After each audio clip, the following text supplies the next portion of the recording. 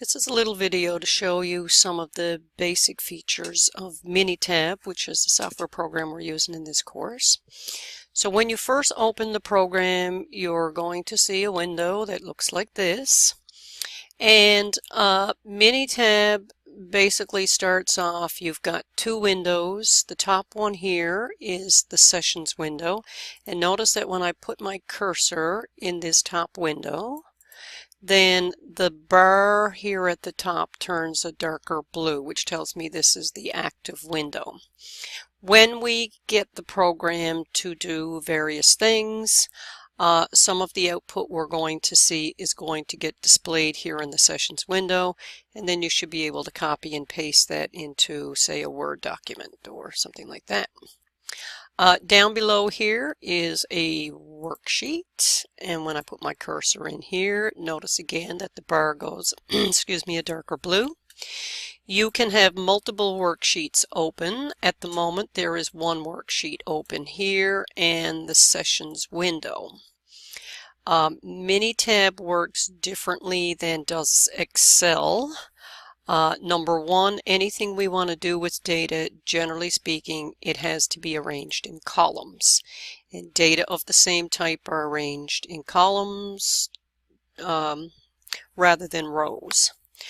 Minitab recognizes three types of data, so I could have, I don't know, this could be iron concentration, and I could plug in some values here.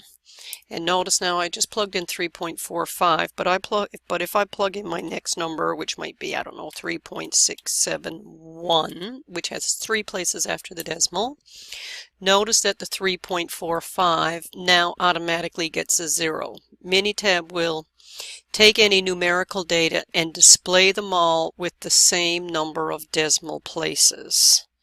And again, I could do this, 7.6, and it's going to add two more zeros. Also note that when I input my data, I put a header on this column.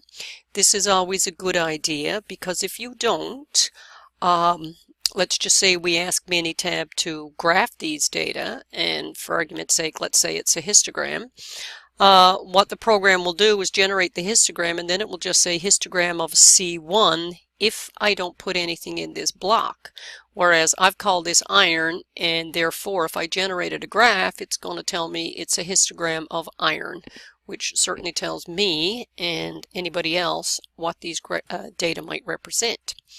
Okay, so these are numerical data, and of course, because they're numbers, we can find an average value, we can find a standard deviation, a max, a min, a median, and etc. Now, other types of data we might be working with are called categorical or qualitative data. And I don't know, let's just say this represents flavors of ice cream. If I could spell that right, we'd be all right. Ice cream, yeah, I still don't have it spelled right. Ice cream, okay.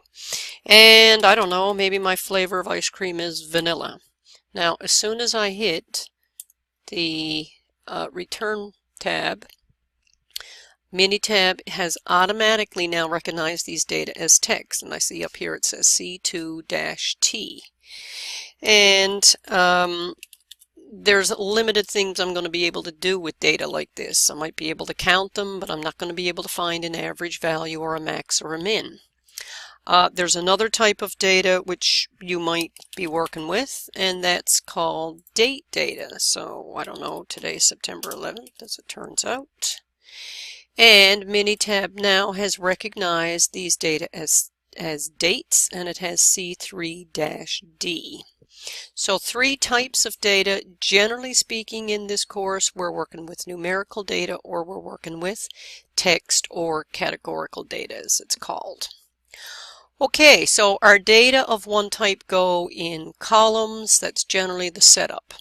Now, let's just have a look up here at this toolbar and see what Minitab will do for us. First of all, under the File tab, we could open up a new project, and I'll talk about that in a minute, or I could open up a new worksheet. And when you're doing assignments, you might want to open up a new worksheet for each different question, just so that you don't have too much data in one worksheet. So if I click on this, Now I get a second worksheet opens up, and notice my cursor's in here. This, which is hard to tell on my computer, this worksheet right here is the active one. This bar here should be a darker blue than the one in behind. If I want to work with the data in the one in behind, I've got to click on that, and now this is the active worksheet. If you lose track of where your worksheets or your graphs are, if you go to this tab up here which says Window, it will show you what you have open. So I've got the Sessions window open, worksheet number 1 and worksheet number 2. The worksheet that's currently active, or the last thing that I accessed, has got the 3 asterisks right here. So now if I want to do anything with worksheet number 2, I could pick that, and here it is. You can have, you could have 100 worksheets open. I wouldn't advise it, but you could. Alright, so we have the Sessions window, we have worksheets. Under the File tab, besides New, sometimes you want to be opening files. Generally speaking, in this course, you're probably not going to have to do that, because anything I give you, you're going to double click it, and when you do, it's automatically going to launch Minitab, and it's going to have the appropriate worksheet or project that you need. So that's not really so critical here, but if we did have to open work, if I go to open up a file on my computer, I need to know where it is. And I know that you guys are not here in the building. For my students in the building, there is a server here called Students, and that's where they would access the data. But as I say, generally speaking, you're not going to do that. You're simply going to click it, and it's going to launch the program for you anyway. Alright, you could, once you're working on something, you might want to save your work, and there's 2 options. You can save your work as a project or save it as a worksheet.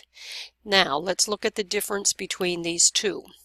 When you save your work as a worksheet, all Minitab is doing is saving the current active worksheet, and whatever data you have in this worksheet is all that will get saved. That file extension, by the way, is whatever name you give it, .mtw, Minitab worksheet, MTW. You could save your work as a project, and if you save it as a project, the file extension is called MPJ, Minitab project. And the difference between a project and a worksheet is that if you save it as a project, anything you've generated up here in the Sessions window will get saved. And for argument's sake, let's say you've got 10 worksheets open here. It will save all the information in all of the worksheets. Plus, if there's any graphs that you've got open, it will save all those graphs. Now the downside to that, of course, is that projects are going to be bigger files than worksheets. But the choice is yours. Students do, well, some do worksheets, some do projects. Alright, now that's pretty well all you're going to use under the File tab. Under the Edit tab, you can do copy cells and delete and clear and all of that. The undo, by the way, is really limited in Minitab. You might get one crack at undo. It's not like Microsoft Office where you can keep on undoing things. Once you do one undo, I think that's all you're allowed. Okay, under the Data tab, we might want to stack our data or unstack it, and I think I might have shown you that in another video, and if I haven't, I will show it to you later. I'm not going to belabor that right now. Sometimes we might want to use the sort. In this course, we're not likely to rank. Sometimes, by the way, you might need to change your data type.